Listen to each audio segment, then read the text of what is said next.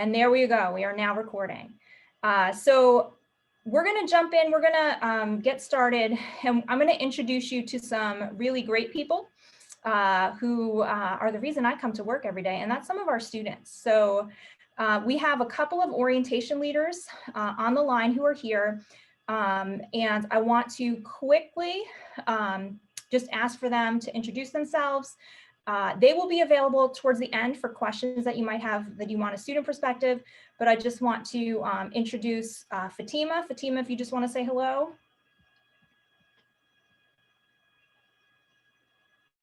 Fatima is on mute, but I promise you she is saying hello. Hey guys, sorry. Hey.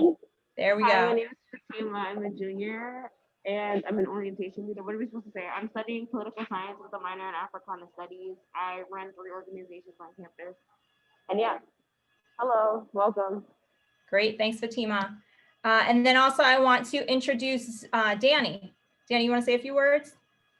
Hi everyone, I'm Danny. I am a senior at St. Peter's. I'm studying chemistry and I have a minor in medicinal chemistry. I am a STEM tutor and also a peer career mentor for the STEM and health sciences. And yeah. Fantastic, thanks. So we're going to get started. We want to learn a little bit about you.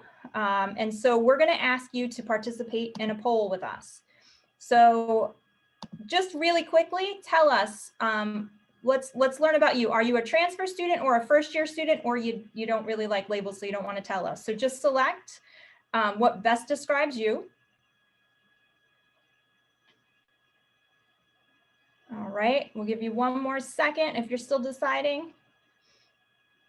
All right, so we're going to end this and we're going to show you that we have the majority transfer students. We have 1 first year and 1 who just doesn't like labels, and that's okay.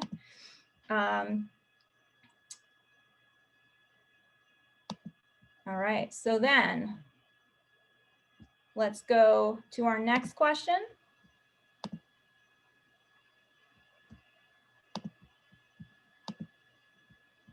All right, hold on 1 second because it's giving me an issue. I promise we're going to make this happen the right way. There we go. Okay, so tell us, what most excites you about starting classes at St. Peter's? Is it taking classes in your major and working towards your career goals? Is it connecting with other students and getting involved on campus? Or to be honest, are you really not that excited? Again, there are no right answers. Just tell us what you're thinking. You see the answers coming in. We got about half of you answering. All right, we're going to end this poll and show you. All right, the majority of you are excited about classes in your major and working towards your career goals.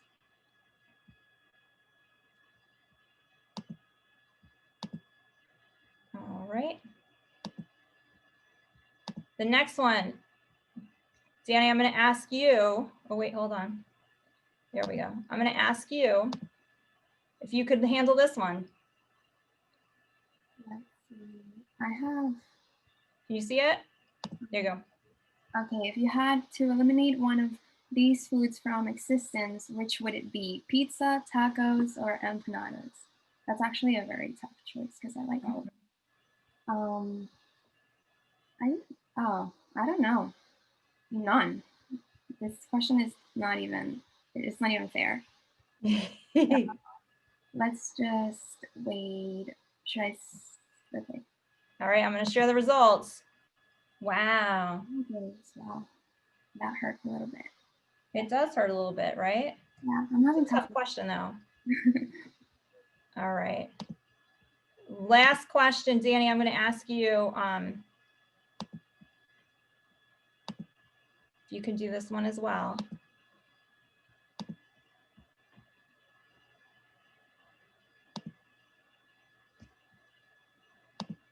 All right, there you go.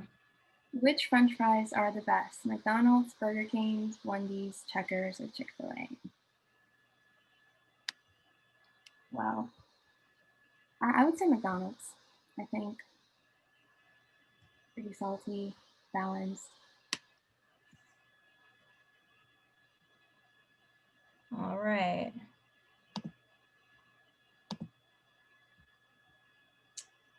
So it looks like there's a tie, a three-way tie between McDonald's, Wendy's, and Chick-fil-A. No clear front runner, and then Burger King and Checkers come out with the same response. So I guess we can all agree there might be no such thing as a bad French fry, right? All right, everybody. So thanks for playing along with us. We are going to jump in. As I mentioned, we have a lot of content to cover. And so I want to welcome as our next speaker, Erin McCann, who is our Vice President for Student Life and Development. Thanks, Jen. Welcome to St. Peter's, everybody. I have to say, I'm a little disappointed in the tacos. Hopefully our dining services can change that. I honestly don't know what I would have gotten rid of, but just for the record, if you dip them in the milkshake. So anyway, I wanted to welcome you all. I know that we're still in the middle of probably one of the strangest years of many of our lives, but we are moving along at St. Peter's, and we're really excited to hopefully have a vaccine on the way and to be able to start opening up some of our on-campus activities and events and have some in-person events with a lot of you. I understand a lot of you are transfer students, so some of you may have gotten the in-person experience. So we're working really hard right now to make sure that we bring that back. But in the meantime, we've all gotten really good at the virtual technology. So we have a lot of fun things to offer you this semester. And Jan's going to go over that a little bit later in this presentation. But we have a lot of services here. Our Dean of Students, Dean Whistler, will talk about them. I'm going to give you a little overview of Title IX in a couple of minutes. But anyway, I did want to welcome you. I'll be available the whole time. I am our, as our president put it, COVID czarina. So if anyone has any questions about on-campus safety, PPE, or anything of that nature, I will be able to answer that for you. But welcome, and hopefully I will see you all in person soon. Thanks, VP McCann.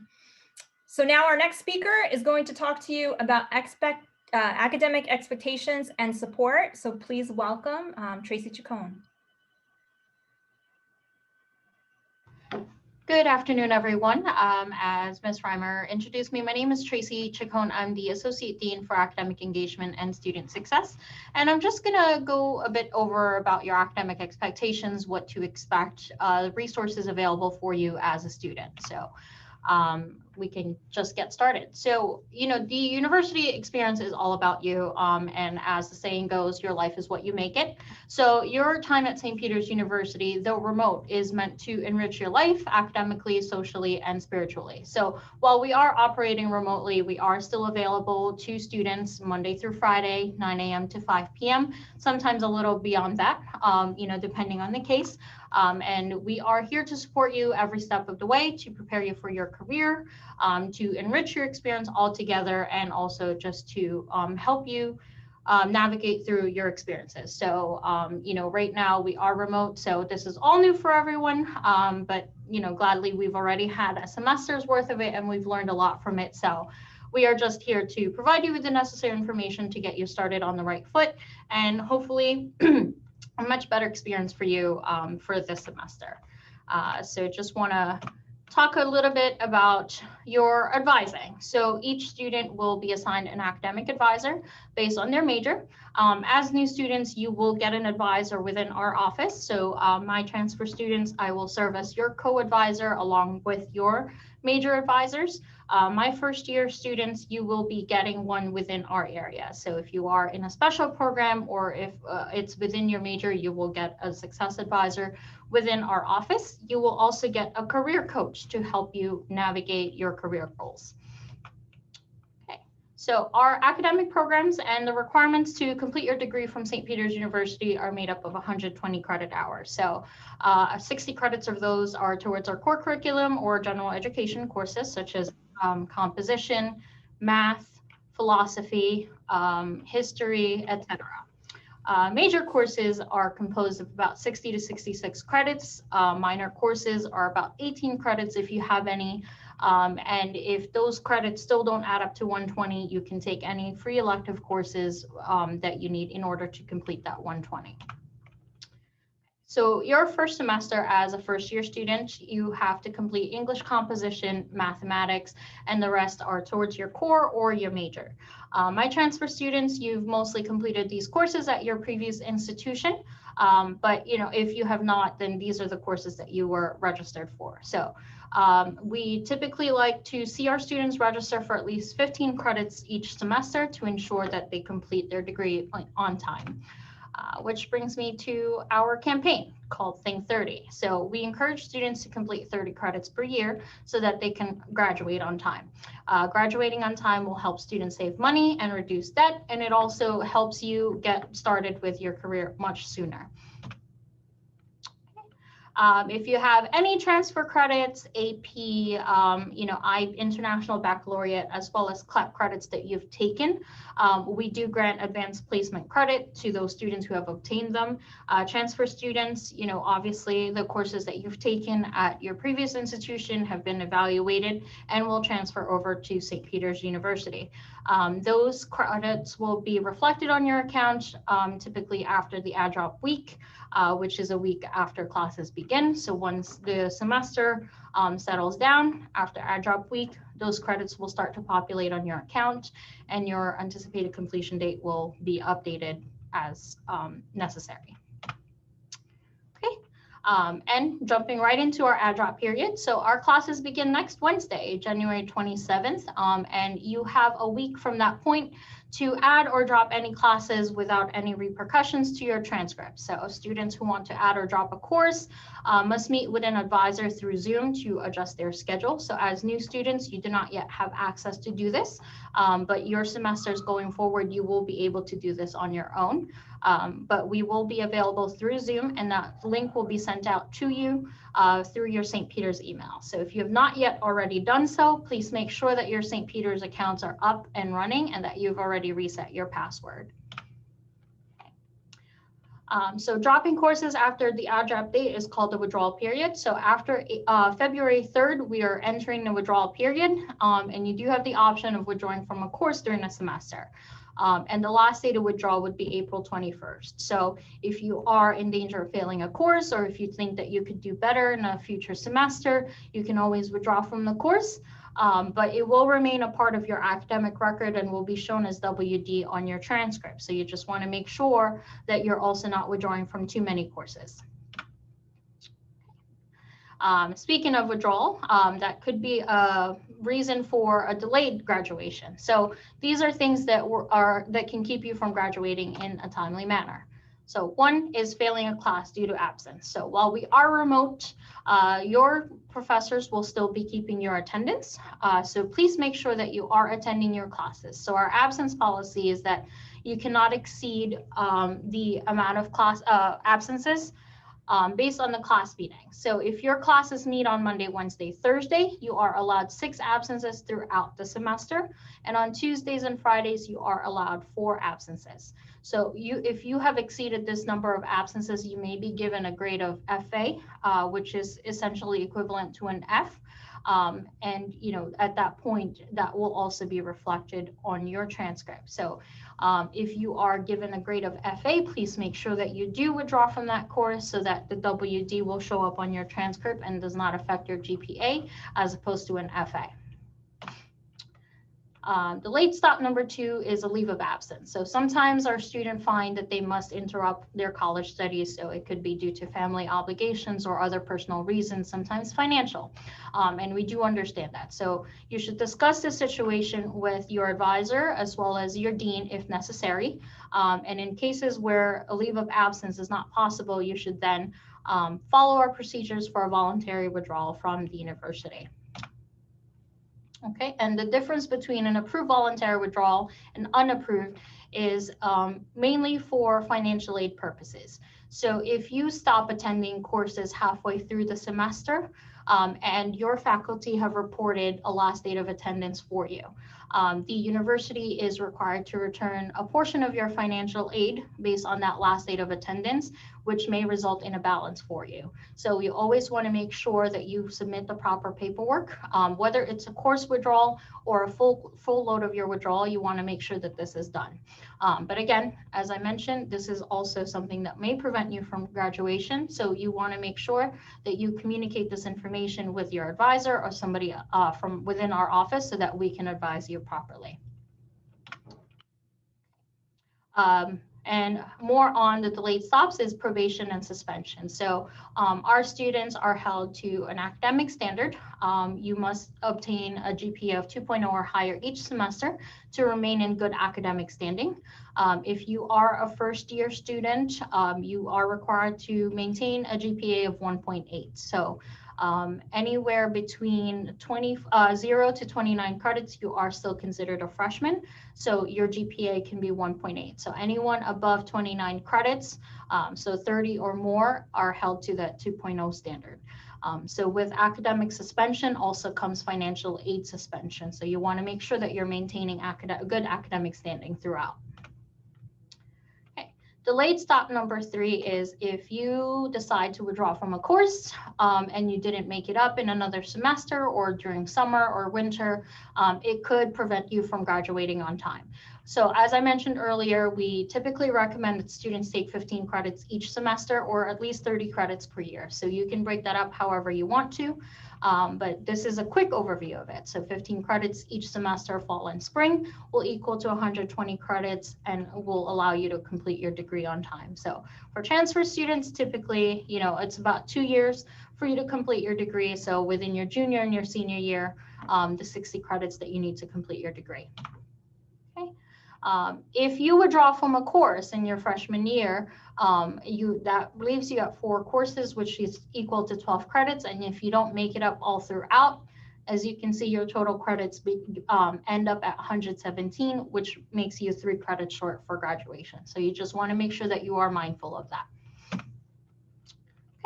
Next stop is delayed stop number 4. So if you change your majors too late or too often, if you choose to complete multiple majors and minors. So again, it's not to deter you from adding additional majors or minors, but you just want to make sure that you're planning academically to make sure that you complete those requirements all together in conjunction with your advisor. Another reason is that if you don't take all the required courses for the core curriculum. So you just want to make sure that you are mindful of the courses that you're taking and that they are applicable to your degree. Other thing is if you don't take all of the required courses for your major. So again, similar to that, your advisor will help guide you, but just be mindful of your requirements. And then, as I mentioned, not completing the institutional credit requirement. Okay. So this is the success line. What can you do to be a successful student as SPU? So as I mentioned earlier, we do have some resources available for you, but these are also ways that you can be successful on your own. So number 1 is avoiding pitfalls. So make sure that you plan ahead, you do well in your courses, don't skip class unless you really have to. And to obviously complete your courses successfully. So we are here to help. If you think that you're not doing well during your courses at any point in time, please notify us, your faculty, or at least your advisor so that you can strategically plan an academic recovery. Next up is academic accommodations. So if you have any accommodations, you should submit any documents that you have to our University Disabilities Coordinator, Dr. Nicole DiCaprio-Rink. If you have a previous IEP, a 504, or at least a physician certification that requires accommodations within your classes, please make sure you submit those paperwork for evaluation. Some of our success resources within our office, as mentioned, CASE, so this is our office. We are the Center for Academic Success and Engagement, as well as academic accommodations. And we also have free tutoring for students. So we have peer tutors. As Danny mentioned, she is a STEM tutor, but we also have other students as our tutors, and there's a variety of specialized subjects in which you can get tutoring on. And the best part about it is that it's free. So it cannot harm you. It can only help you. So please make sure you take advantage of that. You don't need to be failing a course in order to take advantage of tutoring. So please make sure that you do. We also have on-demand tutoring from professionals, and it's 24/7. So if you happen to find yourself working on a paper at 12 midnight and you need somebody else to proofread it for you, we do have that available as well. Once you log on to your Blackboard account, you will have that information. It's called Pearson Smart Thinking, and they are there for you to help you. And again, they also have other subjects, but mostly we find that our students need a lot of help with their essays for their courses. So that's something that you should take advantage of.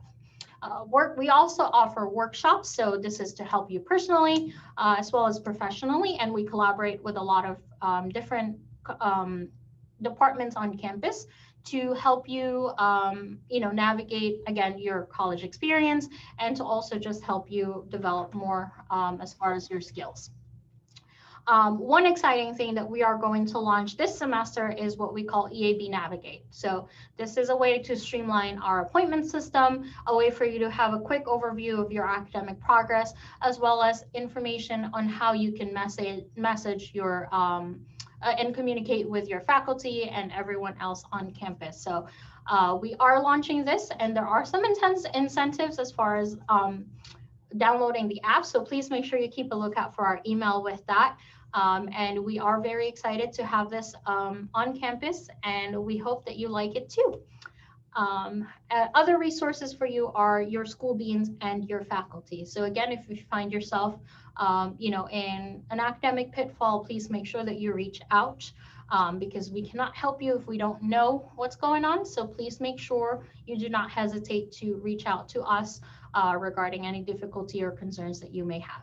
Okay. Also, within our network is our career engagement office. So I know a lot of you mentioned that you're looking forward to taking courses in your major and as well as your career goals. So career engagement office is certainly there to help you.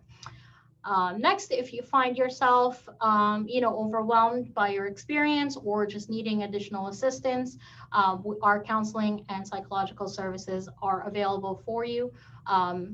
For any support or assistance you may need, and they are available for our students virtually and I believe in person as well. All right. Okay. And again, how to do well in classes. First step is to read your syllabus and also make sure that you can access Blackboard before the semester begins. So all of your classes, all your syllabus, the links to your class meetings will be posted on Blackboard, and all of your assignments are on there. So please make sure that you do have access to that prior to the start of the semester. If you have any technical issues, you can't log in, please contact our IT services, or you can also contact our office and we can always direct you to the right person to speak with. Okay. Next thing is go to class. So obviously it's a lot easier to stay in bed with your laptop right next to you while you're going to class. So please make sure that you do, even when you're in bed, but just make sure that you are prepared, you're on time, and also make sure that you're handing in your coursework on time. And also, to exceed expectations within the classroom. So don't just do the minimum, have high expectations for yourself. So, your professors will obviously hold you to a standard, but you should also hold yourself to a standard and exceed those expectations. Get to know your instructors and ask any questions, and also get to know your classmates. So they will be there to help you if you happen to miss class for any reason. You can ask them if you've missed anything in class and any other important information within classroom. So just make sure you stay connected with your professors, with our office, and your classmates as well. And the last thing I want to go over is just a little bit about your academic evaluation. So this is pretty much a quick overview of all the courses that you will need to take as a St. Peter's student. This will outline for you all the courses you've taken, all the courses that you still need to complete, and it's a way for you to track your progress towards your degree completion. So we will be hosting a workshop on this later on this semester. And this is just a quick overview, but if you have any particular questions regarding your academic evaluation, you can always email our office. Okay. And that concludes my presentation. Do I have any questions?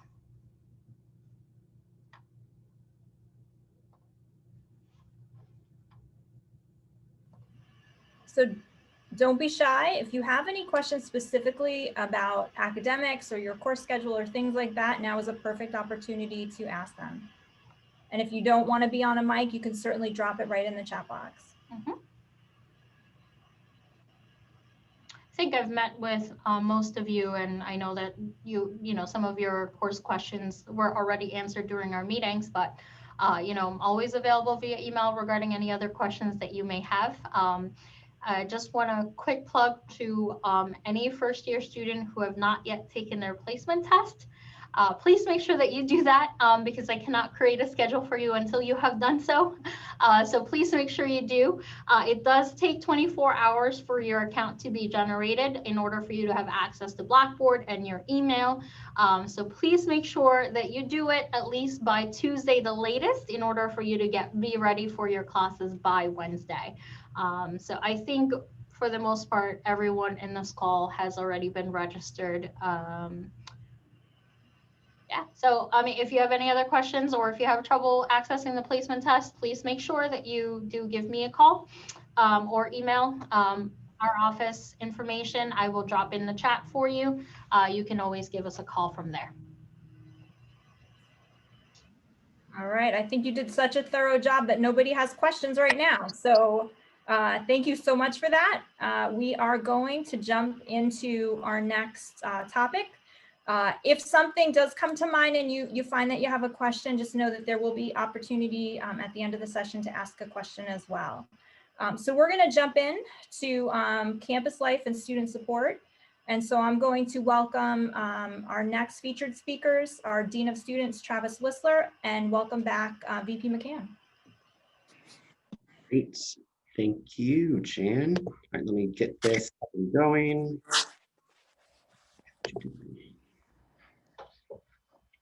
All right, so welcome everyone. I know that we are a small but intimate group. This happens to be kind of why I love spring orientation a little more. It's definitely a chance for us to kind of get to know you all a little better and for you to kind of have more of that intimate St. Peter's experience. So today during my time, I'm going to be sharing the screen with a couple of different folks throughout this. We kind of want to make you aware of the resources that are available on campus outside of your classroom experience. So today we're going to be going through 7 different university departments or areas on campus and start to identify some of who those resources are, the staff members that we can kind of have some faces to put since we're all in this virtual environment. And then just to kind of really drive home the point that success at St. Peter's also happens in the classroom, but outside of the classroom as well. So to dive right in, first we're going to get into kind of my area. That way I can kick it over to our other folks first before I take back over the screen again. So again, my name is Travis. I'm the Dean of Students here at St. Peter's. So I like to think of my role as a couple of different areas. So I kind of go through both ends of the spectrum given a day at the university. So the thing that I love most about my position is really being that student advocate, support, and assistance for students. And so if you aren't muted, go ahead and mute for me. Otherwise, I will get distracted and fall like that fox does. So most of what I do is really making sure that you are supported on a variety of different methods, be that in the classroom or out of the classroom. So I can serve as a general support and listening ear whenever you need me.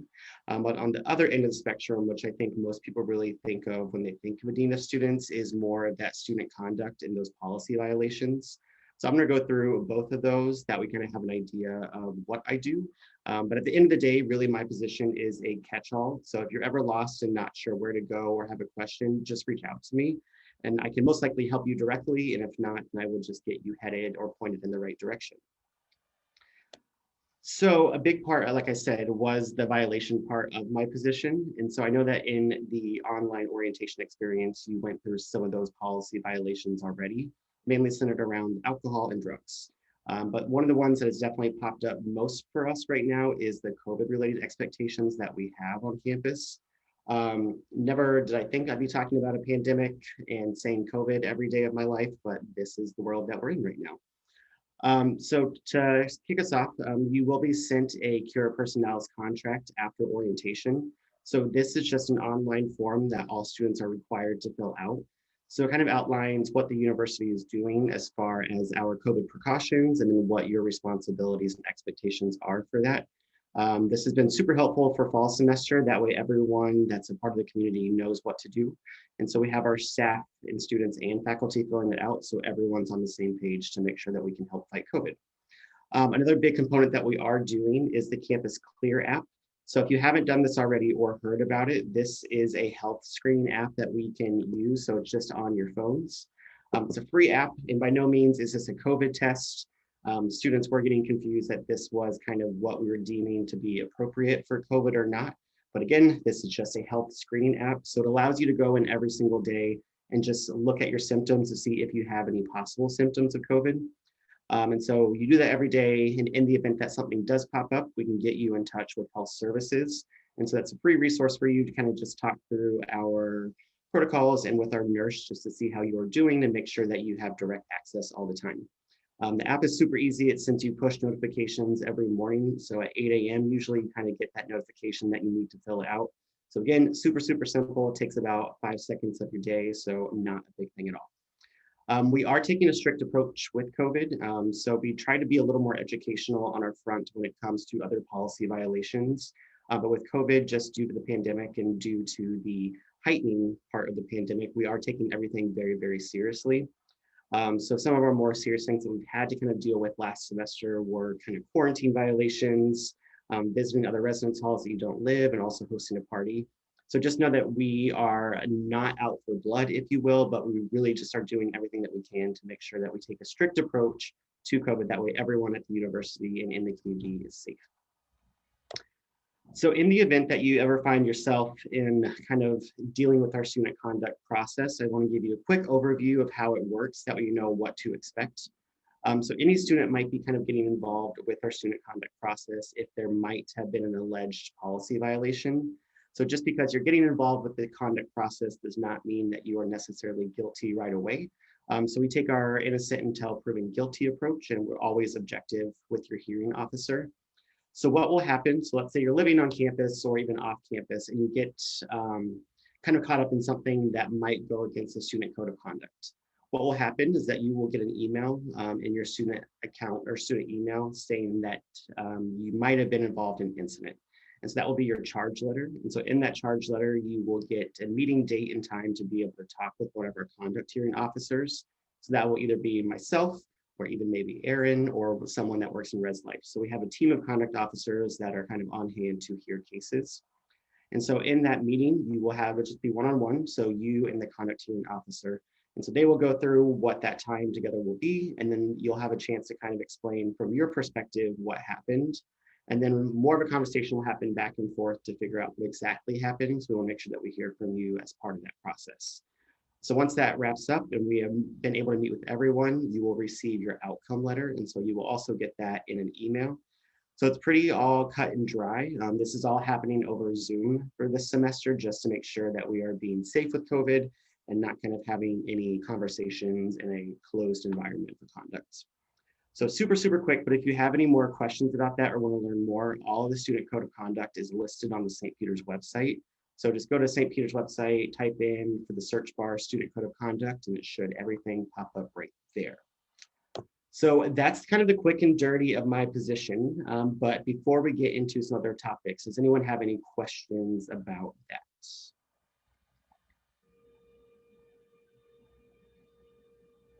Cool. I don't see the chat feature since I'm full screen right now, so feel free to always just unmute yourself and ask a question. But that is my email at the bottom, so that's my direct personal email. Always feel free to use that if you have questions, and just know that I'm here for you. So getting into the next part, I'm going to kick it back over to Erin McCann to go over Title IX and sexual misconduct. Thanks, Travis. So there are three major components that we're going to talk about today, and that is the current state of Title IX. Now, I don't know if a lot of you are familiar with Title IX, but Title IX affects all schools that receive federal funding. So that's pretty much every college and university, high school, public school that is involved in any kind of grant funding, federal funding, just about all of us. But one of the three major components of Title IX is the Title IX Educational Act. It was first enacted in 1972, and it was originally to address gender equity within athletic programs.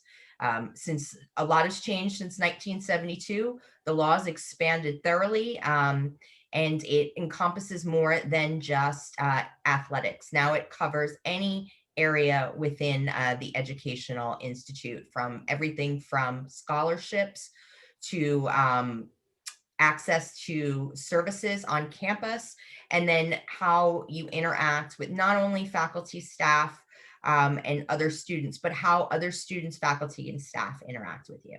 So we do have a very, very firm stance on discrimination, all discrimination. So we do take that seriously. Another part of the Title IX is the VAWA Act that was enacted in 2013. And that amended one of the Title IX legislations to include sexual assault requirements and reporting for dating violence, domestic violence, and stalking. And that applies to everyone at the university. And then the last piece is the Clery Act. The Clery Act is something that every university does. Basically what it is in October, we post on our website, available to the public, any crimes, timely warnings, educational prevention programs, and policies and procedures for not just sexual assault, but also for crimes in the area. So both on campus and the local area. So anything from sexual assault, it also encompasses theft, etc. And I urge you all to take a look at it. It's available on the Campus Safety website. We're very proud of our Clery. You're going to see a lot of zeros and a couple of ones, but we do a really good job of making sure that our campus is safe. So today's focus, like I said earlier, is the Title IX Act, which is no person in the United States shall, on the basis of sex, be excluded from participation in, be denied the benefits of, or be subjected to discrimination under any educational program or activity receiving federal financial aid. So the Title IX key basics, like I said, is that it applies to all recipients of federal financial aid, and that is not the individual, that is the institution. So since we are receiving federal financial aid, that applies to everybody in our community and on our campus. It protects students, employees, and third parties from sexual and gender-based harassment and violence. We have to establish a grievance process for prompt and equitable resolution. So there is a process where you can file a complaint or a grievance against any member of the university community. And then our other part is that we must protect the person that filed and ensure that their safety is any outcomes, any interim steps that we need to do to make sure that every individual on our campus is safe. So what are your rights under Title IX? You have a right to pursue your education completely free of discrimination and harassment. You have a right to get a response and to request measures if you are a victim or if you are filing a formal complaint. You have a right to a full investigation of your said complaint. You have a right to initiate and participate in this process to the extent that you are comfortable with. You have a right to choose an advisor that can represent you and speak and assist you through the process. You have a right to written responsibility determination if you are the person that the complaint has been filed against, and as the filer, you have a right to see that complaint as well. You have the right to appeal, and you have the right to completely forego the grievance process, file a report to keep it on file, or participate in an informal resolution process, which is similar to an arbitration. So how do you report? You can actually report to any university employee on campus, everybody from an RA through your faculty member to a school administrator to your coach or one of the tutors. you do have a right to report to them. There's two types of reporting that I want everyone to pay careful attention to. The first is there's confidential and there's non-confidential. And when I say non-confidential, that does not mean that when you report, the entire school is going to see it. It just means that when you report to a non-confidential party, there may be additional representatives that they have to share your complaint with in order to make sure that we ensure your safety and that you're given the services that you need. That does not in any way require you to participate in the grievance process. The three main people that I always like to think of this as a funnel. So the lower down the food chain that you report to, the more likely that that person is going to have to tell more people. So if you're going to report to your RA, the RA is going to have to report it to their community director, who's going to report it to the director of residence life, who will most likely report it to me. I would be, the three people you see here are at the top of the food chain. So we're at the top of the funnel. So the higher up that you go, the less likely that your report is going to pass through multiple individuals. All individuals are required to maintain privacy except for the person that they have to report up to. So the three individuals that are at the top of this funnel are Elena Sierra, who is our coordinator. She is also our our assistant vice president of human resources. Myself, I'm the deputy Title IX coordinator and the vice president of student life and development. And then you have Dean Whistler, Travis, who is also on this call. He is also one of our reporting. You may report to all three individuals, but keep in mind that myself and Travis are the ones that work as the student advocates. And Elena does work mostly with the employees. However, that does not mean that you cannot report to anybody that you choose to. But in terms of support services and in terms of getting your complaint filed quickly, myself or Travis would be your biggest advocates for this process. So next, let's talk about confidential reporting. So we have three people on campus that you can report to. If you report to any of these individuals, they are bound by either pastoral or by counseling limitations where they do not have to tell anyone else. If you are in a situation where you're not sure what your next step is and you're looking for an advice, I would suggest that you go to either Father Downing, who is our vice president of mission and ministry. He's in campus ministry. And then our two counselors, which are Colleen and Alexandria. And they're located in the counseling Center for Personal Development. And you can also make virtual appointments with all three of these individuals. This is an opportunity for you to speak to these three individuals. They could advise you. They can tell you what the process is, but it does not leave the confines of the three individuals unless you are in serious danger. If you are in a situation where you are in danger or they feel that you're being threatened, they do have the option to break confidentiality. But if it's a issue where you have a sexual harassment and you're not sure if you want to go through this, these are three individuals that can guide you through the process. And then when you're ready to report, you can move on to the next step, or if you choose not to report, then it remains with these three individuals. So like I said, privacy and Title IX reporting, we do our best efforts to make sure that we do not disseminate information beyond the individuals involved in handling the university response. Everything that is part of the case file remains in a secure database that Travis and myself have access to. But other than that, we make sure that we maintain as much privacy as possible. And we're required to issue annual reports, like I said, in the Clery Act. However, we do not issue individual names. We just report numbers.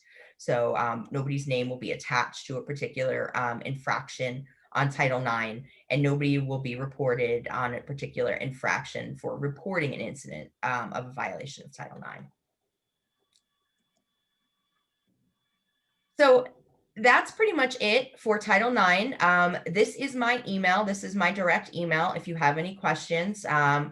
I usually get back to people very, very quickly. I'm available all day long. If you email me at 2 a.m., I probably won't get back to you right away. I'm usually sleeping at that point, but I usually answer emails within a 24-hour period, even if I receive them on the weekends. Does anyone have any questions about Title IX or points of clarification? Okay. I'm going to turn it back to Travis. If you do have questions and you don't want to ask them in this forum, please feel free to email me and I'll be happy to answer them for you. Great, thank you so much. So even though I got it passed to me, I'm gonna now pass it over to Jan. Hey everybody, so I'm back. I want to tell you just a little bit about my area. So Travis, if you want to advance that slide. As I said earlier, I'm the director for the Center for Leadership, Engagement, and Orientation. And basically, we do a ton of stuff to get you involved and connected to campus. So the first thing I always talk with students about is why should you get involved? And I've just listed a few reasons. There are a lot more, but one, friends and community, particularly in remote learning, it's really important to be able to connect with others, and we're going to provide you a chance to do that. You can expand your interests. I will tell you, we offer all kinds of things that you can learn to do, things you may never have even thought of. We just did a Learn to Crochet last semester. It was a virtual program, and we had a ton of students participate in that, and there will be many other things coming along for you to learn. Build your leadership skills, and then frankly, just resume building, right? Those of you that said you were most excited about focusing on your career goals, guess what? It's still really important to get involved on campus so that you can build that resume. And normally you get a lot of free stuff. And when we are back on campus, there is also a lot of free food. So those are things that I haven't met anybody who wasn't excited about that. So make sure you take advantage of those opportunities. While we're remote, we actually have been mailing stuff out to students too. So if you see things come through on your email, I missed the free food too. I saw that in the chat box. If you see things come through in your email, take advantage, fill out those surveys, register for those virtual classes, do it all. Next slide. All right, why should you get involved, right? I already talked about some reasons why, but there's actually some pretty solid research that students who get involved while they are in college remain connected to their college, which is important to kind of have that affinity group. But also those folks tend to be more engaged in their work, and they also thrive in their well-being after graduation. They've gained skills to help them be a more fulfilled whole person. And those are some of the things we like to do here and equip you with those tools. Next slide. Just a quick picture, right? Because honestly, you're not going to see events like this semester. I don't think. We are hoping for the spring to do some in-person gatherings, but I can tell you, you won't be standing as close as some of these folks are in these pictures. But just a hint of some of the things that we have been doing and really love to provide to our students. Next slide. Probably the most important thing that you can remember today from what I have to say is the term Peacock Connect. We have a student engagement platform that connects you to all of our student organizations. And you can see there's a smattering of some of those groups there. You can log right into Peacock Connect at any point and check it out. You can join organizations. The way to join an organization is as simple as clicking the join button, and then you are a member and you get information. Our student orgs have been doing virtual events. They've been doing game nights. They've been giving away prizes. And it really is a good way to connect with other students who have similar interests. But also career. You can see accounting societies there. They network with other professionals, even in this virtual setting. And Arlene just dropped the Peacock Connect website in the chat. So you can feel free to check that out. You do have to log in, and that's just at the top right button. But once you're logged in, you have access to everything. Next slide. The other thing that you're going to find from Peacock Connect is all these events I'm talking about, right? So sometimes when you're on campus, the way that you find out about events is somebody mentions it in class, or you see a flyer, or your friend says, hey, I'm going to go to this event, come with me. Well, while you're home, more than likely, nobody's showing up at your door to say, hey, come to this event with me, right? So we want to make sure that you know about all of the opportunities and all the things that you can be a part of. So if you just use the event section in Peacock Connect, you can see we have virtual fitness classes. We have leadership sessions where you can develop skills. One that is always really popular with students is we are going to do a Stuff-A-Critter, like a Stuff-A-Bear, around Valentine's Day. One of our key student groups, our Student Entertainment Board, is sponsoring that. And they're going to give you the opportunity to sign up for the program, and they're actually going to mail you everything you need so that you can log on together. And even though you're remote, you're going to be stuffing your bear along with everybody else. So you don't want to miss out on that. And then you can see the last thing there is a Battle of the Bays virtual event. So even if maybe you don't want to be one of the participants in that game show, you may want to be in the audience, right? So there's many ways for you to get involved in that. Next slide. I mentioned leadership skills. I don't care what career you are going to go into, you always need leadership skills. And so we have a lot of opportunities for you. These are just some examples. I will tell you in March, we will once again run Preventing a Miserable Career Journey. I encourage you all to check that out because you don't want to do that, right? You want to make sure that you are fulfilled and that you have a plan starting now about what that career journey looks like. Next slide. All right, so I wanted to cover it quick. Hopefully I gave you a little smattering of how to get involved. But guess what? You can always reach out. So the general Get Involved email address is right there. You can email us at any time with any question you might have. But also my personal one is there. I'd be more than happy to talk with you about questions you might have, certainly about getting involved, but also just as a first semester student, we're happy to help you with that transition. And I'm going to turn it back over to Travis. Thanks, Jan. The next part is going to be covering a couple of last departments. So I'm going to go through those. So even though it says Anna Stacy, Director of Health Services, I am still Travis. But just so you have the names, so when we go into these different departments, you will see who is the director and kind of leads the initiatives out of that area. So into health services. So first, health services is on campus. They are still seeing students in person. So health services is a nurse-directed facility on campus that is housed in St. Peter Hall. We also have a physician's assistant that comes once a week for several hours as well to help examine, diagnose, and treat students in cases. So Anna has been at the university for years and years and years and absolutely loves to be able to work with students and kind of get to know students. Anna is one of my favorite people on campus and is definitely the Italian mom that you never knew you needed, but she is always there for students, always willing to help answer questions and be there. So Anna also has an assistant as well that kind of works the front desk and helps check students in. And so that is Rebecca. So that's their two pictures right there. So health services, even though that they are in person, there are some kind of new guidelines that they have going on in place due to COVID. So they also work very closely with me to do the Campus Clear app. So as I mentioned earlier, if you do have any symptoms, we get you connected to health services and to Anna to have those conversations to kind of see what is going on and to best help you. This again is all free, so there's no charge or no insurance needed at all. We are here for you every step of the way. In a typical year, not during COVID, but kind of a little bit still now, Anna and Health Services will do some themed monthly virtual programs to make sure that students are kind of focusing on that wellness and on their overall health. So we are still doing routine medical visits and you're able to come in person, but that is by appointment only. So the best way to do that is either to call Health Services or just email healthservices@stpeters.edu and then they can get you into the system. Please know though that there's no visitors allowed when you come in, so it's not like you can bring your parents with you. It is just you and Anna or the physician's assistant kind of going through the appointment. So everything is still in place with COVID protocols, and so there's mask worn, proper social distancing, sanitizer, PPE, the whole shebang. So just know that it is a very up-to-date facility, and we're doing everything that we can there again to make sure that we're not spreading COVID anywhere. So that is the very quick and dirty about health services, but the only other thing I wanted to mention is about your health forms. So if you are still working on your health forms and haven't submitted those immunizations, make sure that you get that done. If you have any questions about that, definitely feel free to reach out to health services at that email. So they're working with students right now to make sure that everyone is up to par and in good standing for the health records.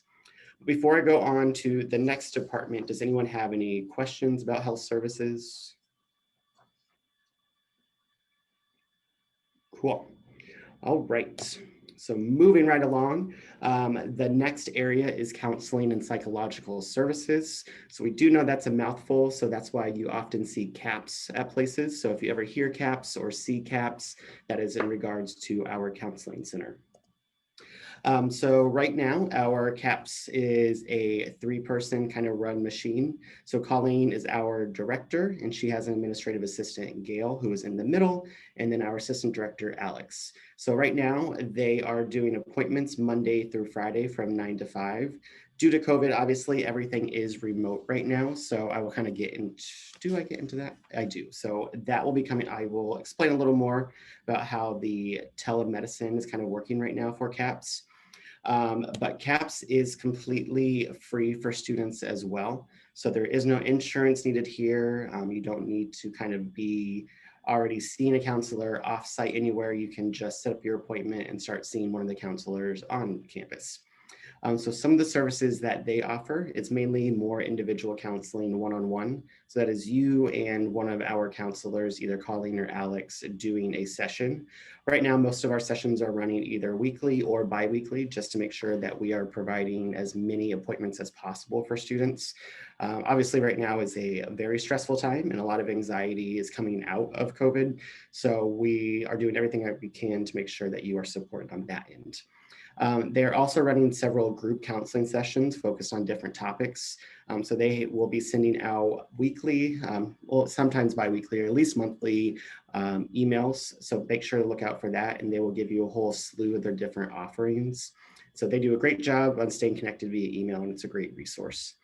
As Aaron mentioned during the Title IX part, they are a confidential service. And so this is like any other counseling session, that whatever you share in the space stays confidential unless there's an extreme kind of threat to either yourself or others.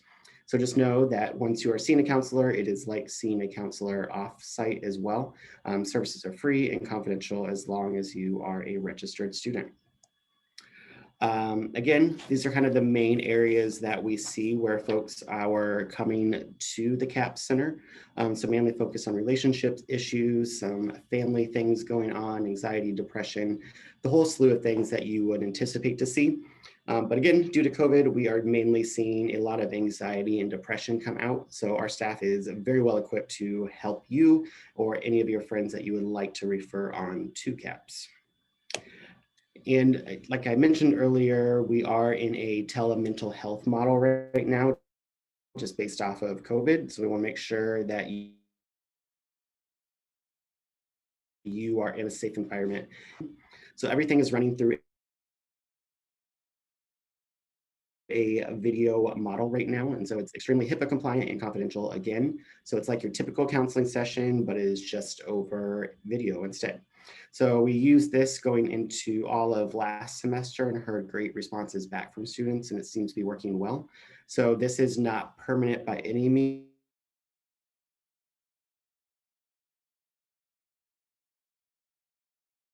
but this is just the approach that we are taking right now. Due to come the up and up, we will start to open up some appointments to be in person. But I would say for the foreseeable future, go ahead and count on any sort of counseling sessions being any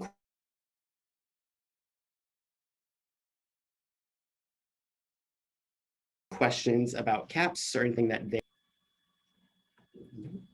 great. So that is their email in case you need it.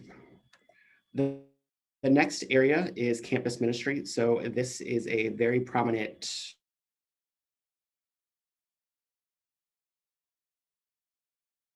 department on campus and offers a classroom. So they have a staff of about 4 right now. So a lot of great individuals that focus on a variety of different aspects of campus ministry. And so even though you might be thinking campus ministry and we are a Catholic school, they ensure that all their programming and efforts are for everyone. And so they are located in the Student Center on the 1st floor. And they are also working in the office on a kind of and definitely willing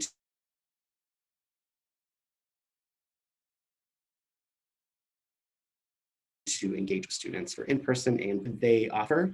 So one of the big things this is a newsletter that comes out and more of a reflection piece during this time to really think about kind of where you are, how you're relating to your faith and for your religion.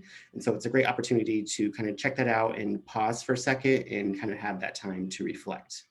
They are prominent on a lot of different social media platforms, which are all listed there. So on Facebook and Twitter and on Instagram as well. Another big part that they're doing, but it's a little less right now, again, due to COVID. I feel like I say that every other sentence. But so there are masses right now, and they have been doing some masses, small masses in person on campus or at St. Aidan's, but they also will do virtual streaming masses as well. And so that's something that they definitely take a lot of pride in right now, and also post and pre-COVID. Another big part too, where students definitely feel like they get a lot of benefit from the resources, is the retreats that campus ministry offers. And so Jennifer Monslave is the individual in campus ministry that manages those retreats. So if you are interested in ever going to those, definitely feel free to reach out to her, and she is a great resource. I know that she has some up and coming, so make sure that you get connected with her. And so her email is down there in the corner. Another big part of campus ministry is students getting involved with voice in the music that campus ministry brings. So Joe Legaspi offers free voice lessons and instrumental coaching as well for students that want to get connected. They have a great choir that gets together, and they have been doing a lot of amazing kind of virtual videos during this time where they're singing songs together. And so if you haven't seen those, they are pretty amazing, definitely something to check out.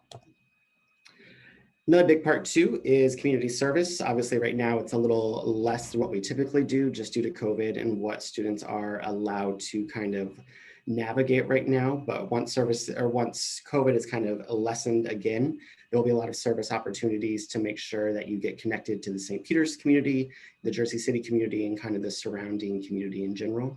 So Eric Seckel manages that. He has some smaller programs going on right now. So if you're interested in that, definitely feel free to reach out to Eric. But again, they'll be pushing a lot of those opportunities out in their email communications.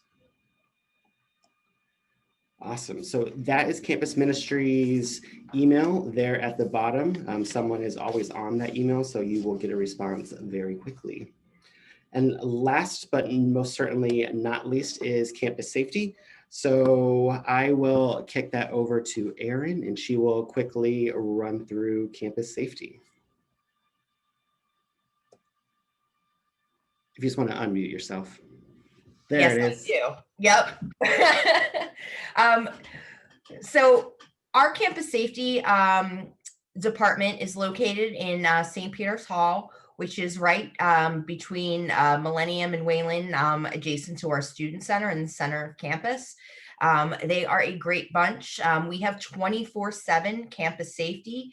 That's a picture there of our dispatch office and all of our cameras. Those are monitored 24/7, 365 days a year. So we even have campus safety sitting there. Somebody is sitting there watching that on Christmas and New Year's Eve as well. So the next thing is, like I said, that's where campus safety is located. They're open 24/7, 365 days a year. That is their phone number. The next thing I'd like to talk about is the technology in campus safety. So campus safety has 330 CCTV cameras. Any of you that have been on our campus knows that our campus is not humongous. So we have just about every area in campus covered, as well as the outskirts of campus.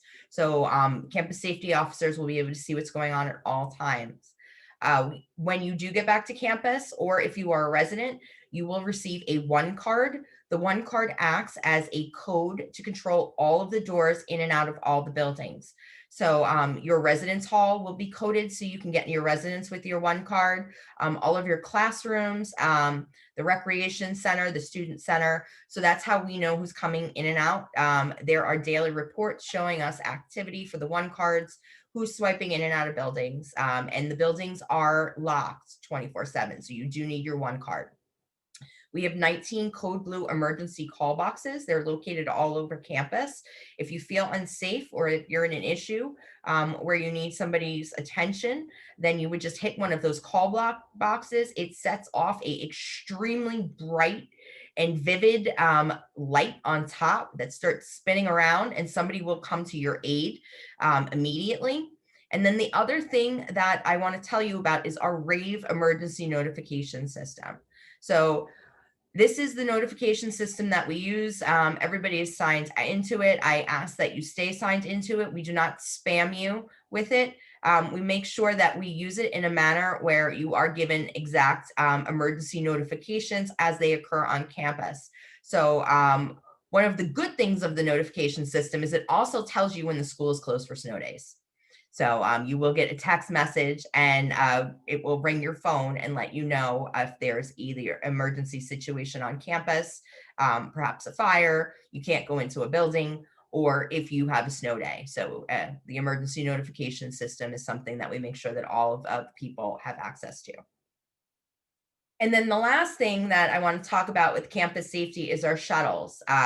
We are currently running one shuttle during the week on the campus, but we usually run multiple shuttles. They have a loop that they drive around in. You see the little picture there, that's the loop. They even pick you up in Journal Square. So if you are a student that is a resident and you want to go into the city, you can take our shuttle to drop you off in Journal Square, or you can take it to pick you up if you're coming back from New York, or if you're commuting in. It goes through most of our parking lots. So that is, there's an app that's attached to it. So you can tell where the shuttle is at any moment based on where your location is. So you know when the next shuttle will be available. But Campus Safety, on top of all that, that is their email. They are very diligent about making sure that our community is safe. I would urge you all to know where they're located, to pop in, introduce yourself. They're all very friendly. And if you ever are in a situation even where you need to call them when you're on campus late at night and you want to walk to your car, they can also make that arrangement as well. Any questions? Okay. Great. So that was the very quick and dirty sort of student experience outside of the classroom. So we would love to answer any questions if anyone has them, or just pop them into the chat.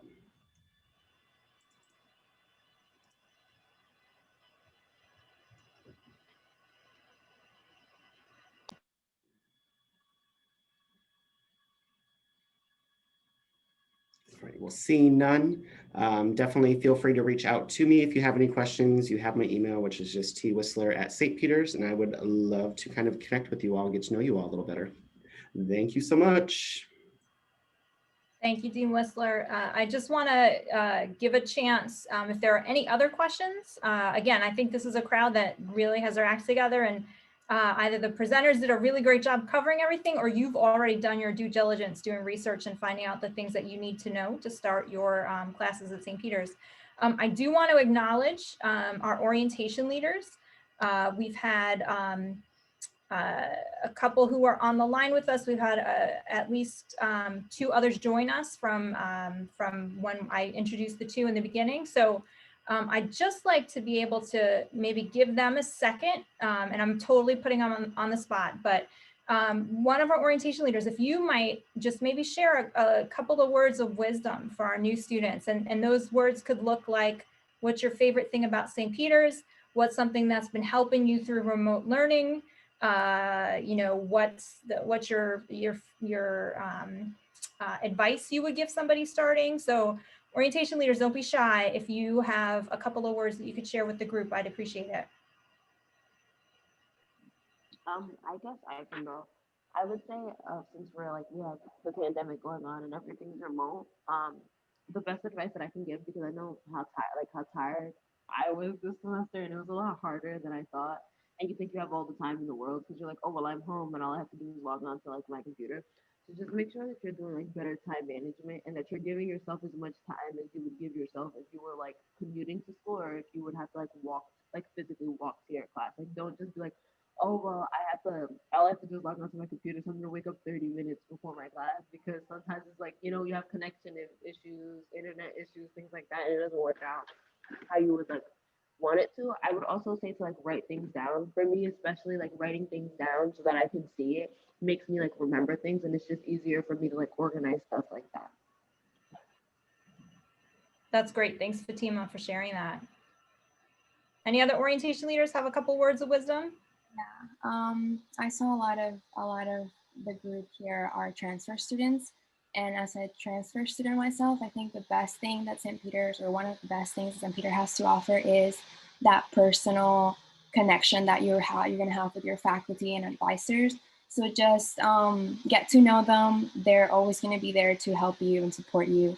And just to piggyback of Fatima, yeah, just give yourself time to just adjust to like this new online environment. And one thing that I've been telling myself too is to just not go so hard on yourself, because for me or for you, you're probably doing your work in your bedroom or in your house, which is a space that it was like your sanctuary before. So it's okay if you're like feeling guilty, like, oh my God, I'm not doing homework when you should be. Just give yourself like an hour of your personal, self-care routine or whatever, just to step out and not like overwhelm yourself with all the work that you're having and experiencing. But yeah, welcome to St. Peter's. Great, thanks. We do have two other orientation leaders on the line. I'm not sure if they are comfortable sharing, but even if you could just introduce yourself, because you're the two that we didn't get to introduce at the start. So if you just want to say hello and a little bit about yourself, your class year, your major, that kind of thing.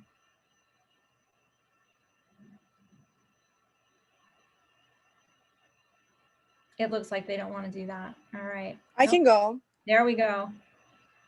Okay. So what do I have to say? Just my tell us major a and my little bit name. about yourself.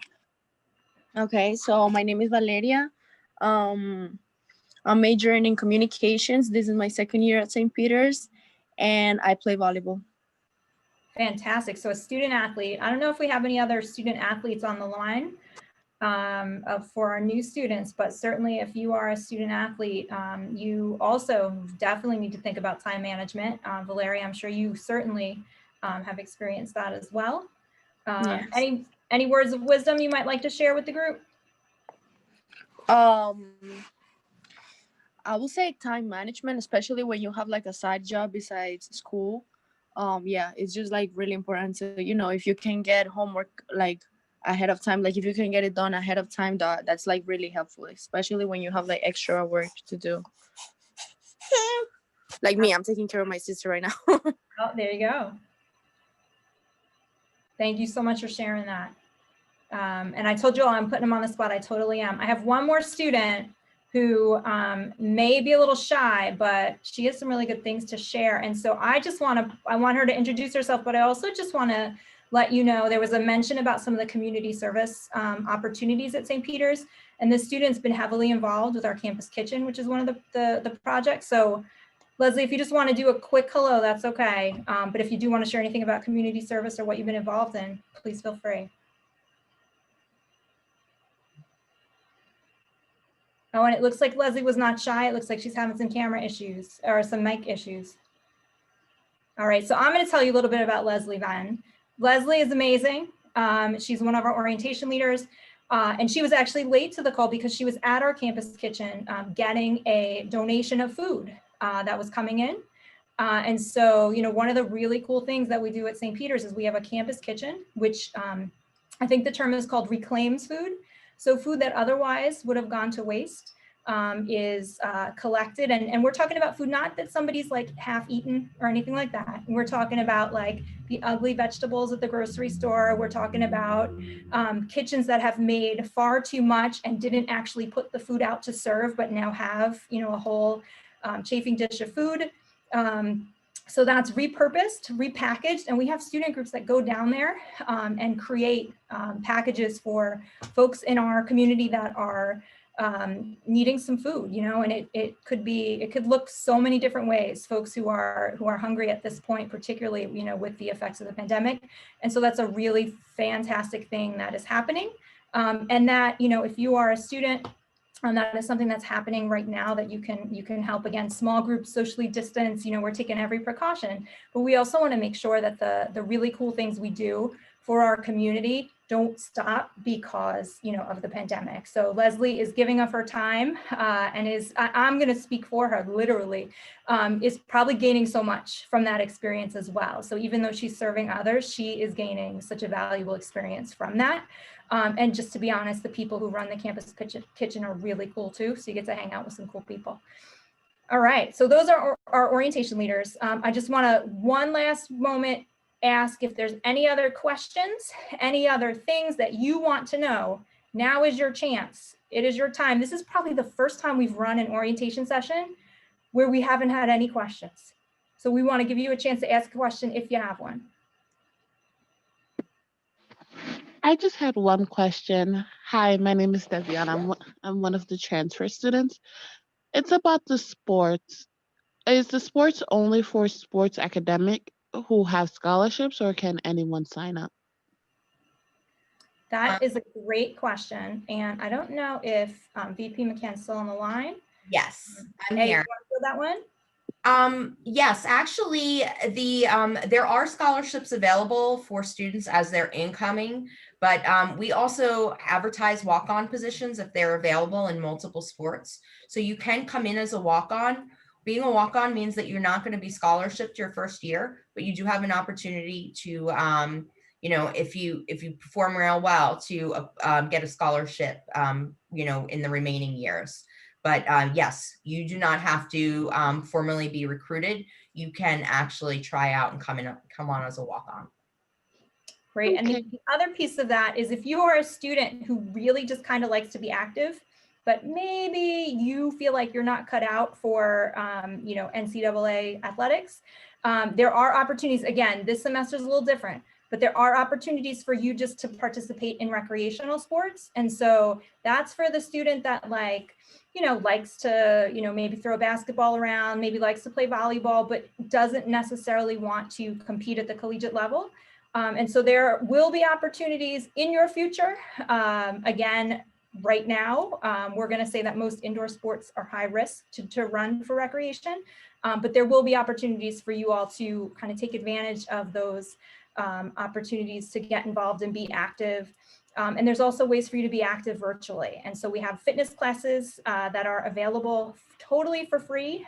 There are 5 opportunities every week for you to log in and participate in a fitness class. So if you're looking for ways to be active, make sure you take advantage of that. Okay, thank you. Thank you. And thanks for being the brave one to ask a question. We appreciate it. Anything else? Any other questions or comments that you'd like to share?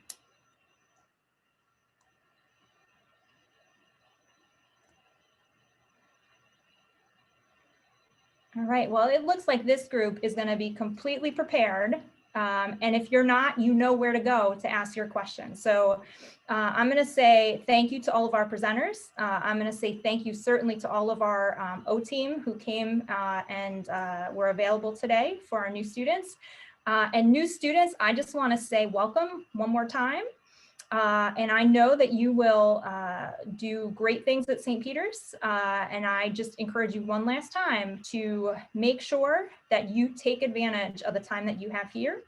Try a little bit of everything and make sure you're putting your best foot forward and doing the things that you need to be successful. So thank you all. And we're going to end this session right now. We will share a recording with all of those who have attended. So if there's something you really want to see again, you will have access to it. All right. Thanks, everybody, and have a good day.